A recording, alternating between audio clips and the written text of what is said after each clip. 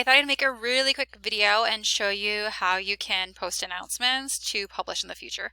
And so to do that, you just go into your class announcements, click on class announcements, then you'll click on new announcement. I always type up my announcements on a Word document so I can kind of spell check them there and grammar check them through that. And then I'll just copy and paste my announcement in. And so I'm going to go to my announcement in my Word document. I've already highlighted it. I'm going to copy that, and then I'm going to come back to the classroom and I'm going to paste it right in here.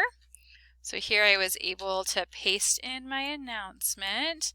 I'm going to add my title up here in the headline, double check that everything pasted correctly. Sometimes pictures don't copy over really well, so you kind of have to go back in and do that separately. So that's what I'm going to do right now. And now I have everything in there. I already proofread it. So I can just go down here and I can select a start date. For this particular announcement, let me see, I want to post it on November 2nd. So yeah, super easy. I just come here, I find November 2nd. I usually publish it like super early in the morning so that it's there when the students log in.